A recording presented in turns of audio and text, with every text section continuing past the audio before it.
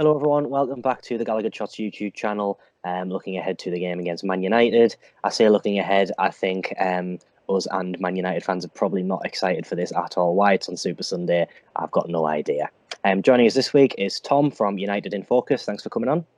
Thank you very much, guys. Looking forward to getting stuck in tonight. Yeah. Well, I saw a tweet this morning which said that this has the potential to be the saddest game of the season. Would you agree with that assessment? Well, everything that you just said, to be honest, mate, I cannot believe that this game is being shown on Sunday. It's got all the makings of a 0-0. I don't really know where any creativity is going to come from the pitch. I'm hoping personally, from a United point of view, that we scrape it through a set piece or a corner. Maybe even Maguire might get off the mark in this game because apart from that, we didn't get a shot on target last night in the Europa League. So it is, I think if the bookmakers will be lapping their hands up at 0-0 really, but we'll see. It could turn around and be a throwback from the glory days between the two sides. Could be 4-4, but let's be honest, I don't think that's going to happen, is it? No, it's crazy, really, the fall from grace our clubs have had. Obviously, our fall from grace has come a lot sooner and a lot more significant. What's really happened at Man United? Because I think obviously Fergie left, and that's probably been talked about to death. But the sort of fear of Man United has just completely gone. People look forward to playing against Man United these days, and it seemed to be restored a little bit under Ollie when he first came in, and then obviously he was made permanent manager and it seems to have all just gone pear-shaped again for whatever reason. Is there anything you can put your finger on specifically as to why it's so drab at the Uh, minute? well, I think having Solskjær, coming on a temporary basis, I think everyone thought, oh, we're back. Like Rio Ferdinand said, that night in Paris, it was like Manchester United are back. And then as soon as he signed, novelty wore off. And I think the one thing that we've seen this year is whenever we come up against a lower side team, all they have to do is just set up in a compact manner, two banks of four, and there's just no desire or creativity, no runners off the ball. And I think it's difficult for Solskjaer right now. I think a lot of people are already saying, is he the right man? You look at the current team we've got players that were signed by Fergie, players signed by Moyes, players signed by Van Gaal, Mourinho, and Solskjaer. Forgot about Van Gaal. Wow. Yeah, that's crazy the amount of managers that we've had in a short Mm, space of time, considering we were never ever going to be, a sacking club. It's, that's all we seem to do now. mm. But I look at what Guardiola and Klopp have got at Liverpool and City, and that's the benchmark of where we want to get to again. That is their team. You look at that squad, every single player on the whole that they've got in there, they trust him 100%. You look at Solskjaer and you think he couldn't have done it all he's only had one window. He couldn't have done that all in one summer. He was a little bit ruthless. Do we, the selling of Lukaku and Sanchez, no replacements. It's looking early on in the season, it could come back to haunt us. But Yeah, I was going to ask about that. Obviously, there was a lot of talk around Man United's outgoings, and I think on the whole it looked like a good idea because you did remove some of the bad eggs, and that's obviously been. I mean, I know Mourinho likes to always blame players when he's on his way out, but it did seem like you guys had a lot of bad eggs. Pogba still being one of them, in my view. I watched the last Premier League game, and every time Man United got the ball, he just kept running away from it. He like you didn't want it, and I think you had that with Lukaku and definitely Sanchez as well. Then going back even further, Di Maria. But obviously, you lose. Those people are very, very good footballers, even if the heart's not in it. Do you think you've maybe gone too far towards a sort of class of '92 style where you've just gone for all heart but not enough talent? well, yeah, I think the easiest way to sum up, we don't know a philosophy. We haven't got a philosophy right now. We're caught on right now with Solskjaer. We're harping back to the Fergie days where everything's about the youngsters. With Mourinho and Van Gaal, it was as if, certainly under Mourinho, we had this, similar to Real Madrid, this Galactico model where we just want, like your Ibrahimovic, your Mkhitaryan, your Pogba's. It was almost just buying players and hoping that the jigsaw To would sell fall shirts as well. together. Yeah, it's that's and but we were signing these players, Sanchez, the wages that we were giving him, it's just they didn't really the lure of Manchester United as a football club. It's not there anymore. It's more of a case. It's like all the rumours of Dybala in the summer. Um, it's a question of how much money can we throw at them. And I think what he's trying to do at the minute, Solskjaer, is, with James, Maguire and Wan-Bissaka, British core players that are hungry, that grew up with the dream of playing for United. And I think we kind of need to stick to that right now. We don't know how long it's going to take for us to get back to where we were, but we've got to stay patient with it, because all this to and froing from playing styles, managers, philosophies, every time that we throw one in the bin, we're just putting ourselves further and further back from the rebuild. So we're going to have to see, really. It's going to have to be one hell of a patient, rebuild. But yeah, I think football clubs are obviously hang in more and there. more, yeah, they're more and more impatient as we go on. I think that's the way of the world more generally, is people are they just want things there and then instantly. So my personal view on Solskjaer is that I do think he needs a bit of time. You got to give a manager at least one full season, in my view, unless it's going really, really horribly, which I guess a defeat to us would probably put him in that category. There'll be a lot of people watching this who will look at Man United and they'll still say, I mean, come on, you had constant success for 20 odd years. You still did all right under Mourinho, Van Gaal, won an FA Cup on the day he was sacked. How do you contextualize it for Newcastle fans who'll look at this and say, you guys have still got it all right? We've got an owner who treats us like a shop, a manager who's absolutely shocking. I know he's probably a bit of a Man United legend, but how would you say to Newcastle fans, that you have got it tough, even though it's obviously, relatively speaking, it's not as bad as us? But how do you sort of show how Man United fans are feeling at the minute? Well, I think the worst thing is that you look at how Manchester United's being run right now, and I would say there is no real focus on the footballing side from the Glazers. They know that from a brand and a business point of view, that Manchester United are going to be a driving force for however many years to come. The New York Stock Exchange, it's never going to drop. So with Ed Woodward there as well, being very good at pulling in sponsorship deals, there is definitely an onus on clearly reducing this debt. But from a footballing point of view, I look at, again, how our fierce rivals, City and Liverpool, are conducting themselves. And from top to bottom, there is a clear focus on success on the football pitch. We'll breed it off the pitch. Whereas for ourselves, it's just haphazard. There's no real long-term plan. And to be honest, from a footballing world point of view, we have just become the laughing stock.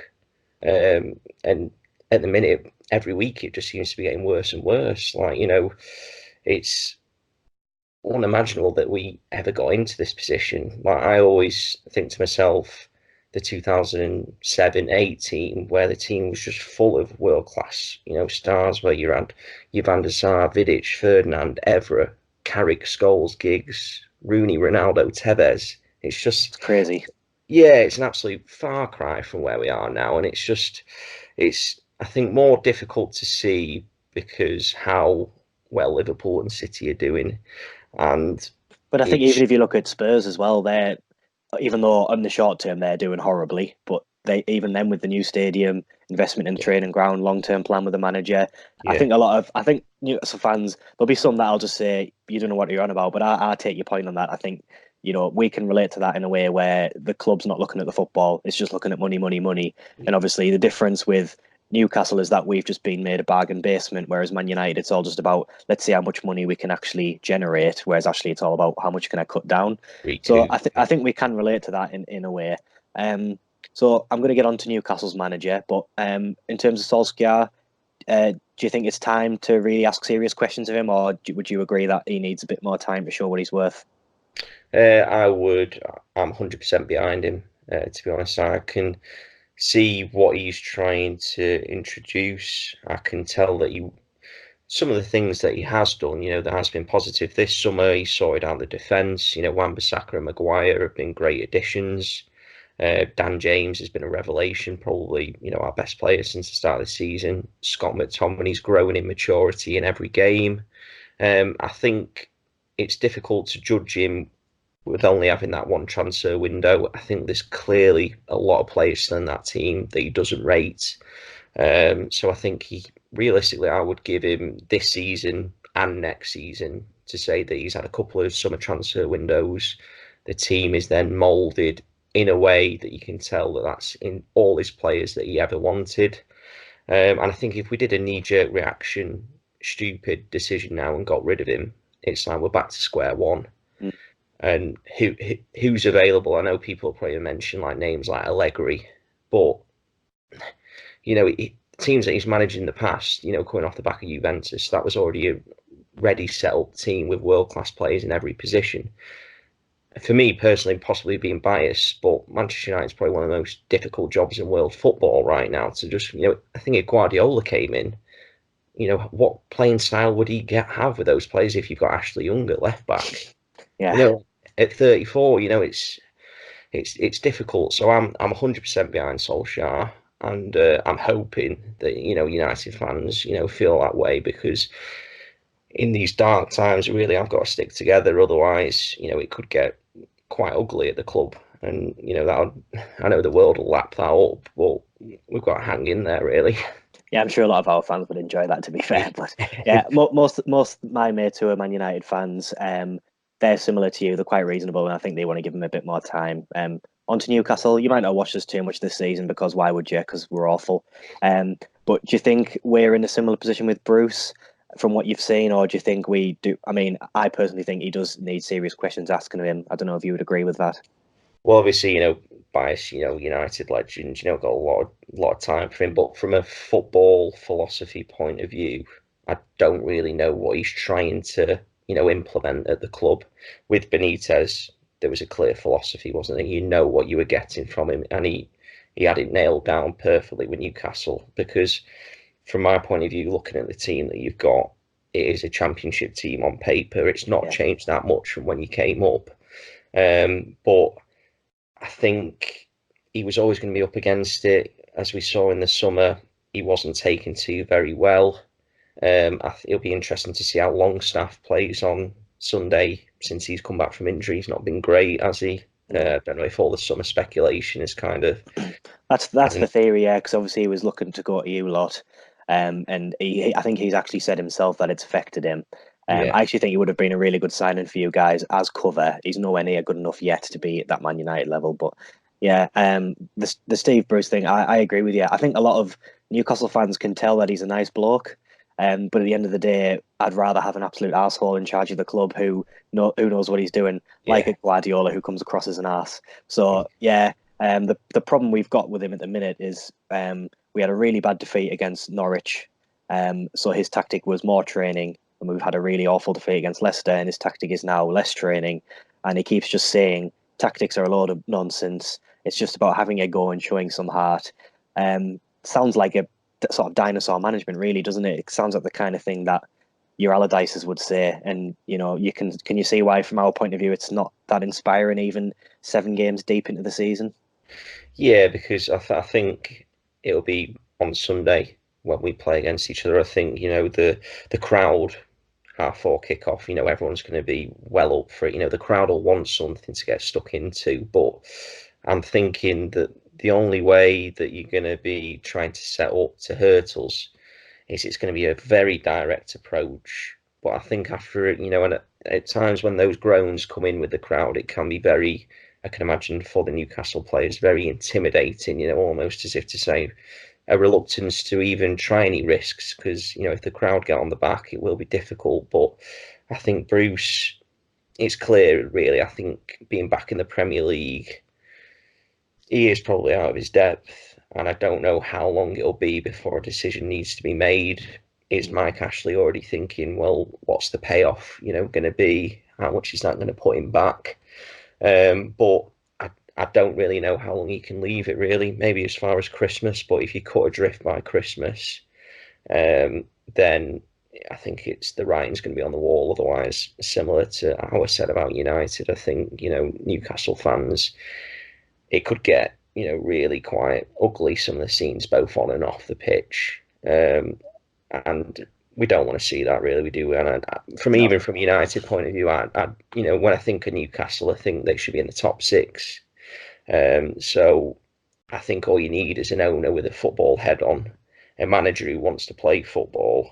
And then I know you're probably thinking to yourself, when is that going to happen? But keep the faith, Well, eh? supposedly there's an ongoing takeover now, but again, it's just it's that Peter Kenyon who I think used to own Chelsea back in the day, or used to be head of the Premier League or something like that. But again, these takeovers are always timed at really convenient times when. So for the Man United game, you're talking about the crowd, but it looks like it's going to be a really poor turnout. It's gone on general sale, which is crazy for a game like Man United. Usually it's full house, and I reckon it's just going to be full of a lot of students because the unis have all gone today. So, but you've hit the nail on the head about our home crowd because we are like that. Obviously, when it's rocking, we're absolutely quality, one of the best atmospheres in the country.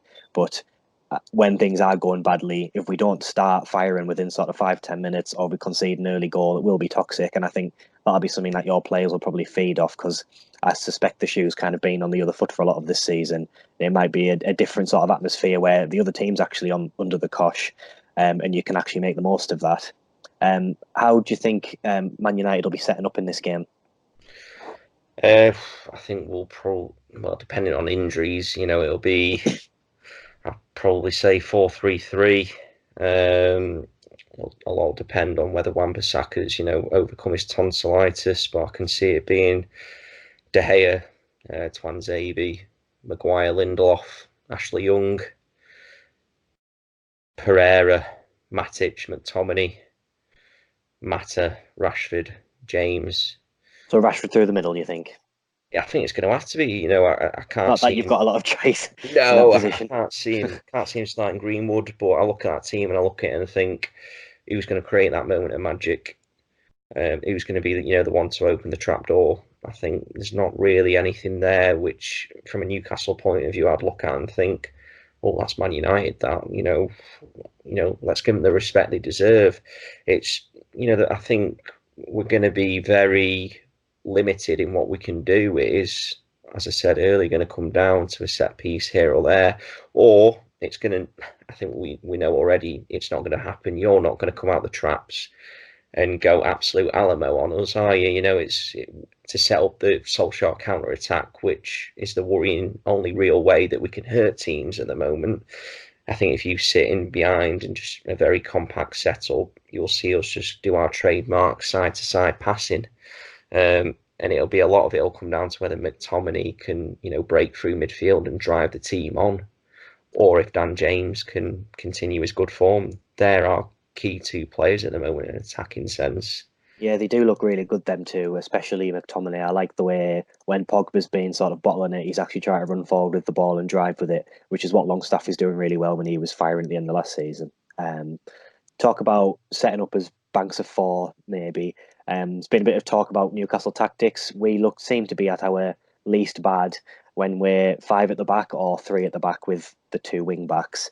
But he went back to a back four recently. From a tactical point of view, when you look at Man United, would you say a five at the back is the best way to quell you guys, or do you think two banks of four is better off? I mean, we have our best defenders are our centre backs, which is why three at the back seems to work well for us. Well, I think whoever's playing on the people who have been playing on the right wing for us, the options on Sunday, it could be at any stage Dan James, Rashford, Mata, or Pereira. But I think realistically, whoever's going to be on that right hand side, they all have a tendency to drift in anyway. So the right hand side will be completely left vacant. So I think it will make your job easier to play against us. And if you cut off the supply in the middle areas, our build-up play is just so slow that your defenders can quite literally just, there's no running in behind or anything, any threat, so they're not really ever going to have to look over the shoulder. So I think every team's seen that's the best way to play against us. Like Crystal Palace came and did a job on us at Old Trafford, away at Southampton, even in the Carabao Cup tie against Rochdale. If teams are resolute and put bodies on the line, we've not really got anything that you'll turn around and think, oh, he really ran the game today or dictate the tempo of the game. Mm. There's no one there. Whereas if, again, playing against City, you got De Bruyne, Bernardo Silva, David Silva, Yeah, you good. don't know where any of them are. Yeah, Yeah, they're all just interchanging positions, which you think to yourself, you blink and you miss them. Whereas for us, it's very laboured. So I would love to turn around on Sunday and we go there and win 3-0 and we think, where did that come from? but with it being the last game before the international break, I can't see us breaking our away hoodoo, on Sunday with a 3-0. I'll take a 1-0 right now. Yeah, I think we would 100% as well. It's interesting that because I think we defend better that way as well, where we've just got the ball in front of us and we just have to watch it and put bodies on the line. I mean, we showed that at Spurs that we can still do that. And against Leicester was the complete opposite, where they're constantly pinging it in behind you and we've struggled. So I think I'd take your point on that, and that's made me feel slightly better about the game, to be honest. Just quickly, a season prediction and a match prediction. You can start with Man United. Do you think you'll break your duck here, and do you think you'll climb the table a little bit? How do you think the season's going to go for you? I'm going to be slightly positive about Sunday and say we're going to win 1-0, but I'm going to say it's going to come from a set piece. I've just got an inkling about Maguire. I think he's going to get his first goal for the club, which would be a very, very nice confidence boost before the international break. But I think if we're not breaking our away hoodoo it yourselves, I don't really know when we are really. It's going to end at some point, but it's a question of how long this record goes on for. From a season point of view, can't see us getting any higher than 6th or 7th the way it's going. I just look at the teams above us.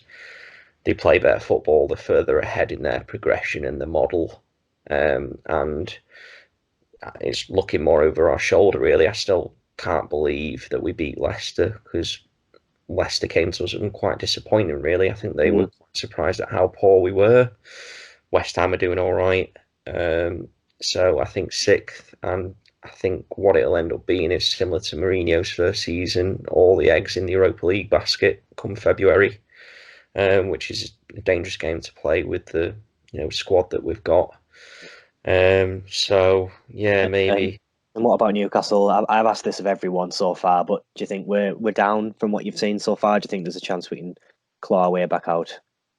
I think the one thing with Newcastle is you can never write them off, but I'm not seeing anything to suggest otherwise this season that it will be relegation. I would probably say you won't be one of the first to get relegated, but I reckon I would have to say 18th, and maybe just getting relegated by fine margins, a couple of points. It could go down to the last day. It's always going to be very tight down there. But I look at some of the other teams down there, and like Norwich, for example, they live by the sword, don't they? They'll concede goals, but they back themselves to score them. So I just think that unless there's a significant change in goal scoring output and threat for you, I don't see where the goal's going to come from to win games. Yeah, I mean, I'm completely in agreement with you there. I've been saying that we'll take the last relegation spot. So it's hard to disagree with you, really. In terms of my match prediction, I think 0-0. I think you'll have all the pundits in the studio complaining. It'll be a cold, wet, and horrible day. Me and the other lads from the channel will have pushed a trolley for 4 hours. So it'll just be a grim day all around, I think. So on that positive note, I think that's probably a good point to end. I'll thank you once again for coming on, and wish you all the best for Sunday. And yourself, mate. Let's hope it's a cracker, but don't hold any hope, eh? No, I completely agree. Thanks very much. You take care. Cheers, mate.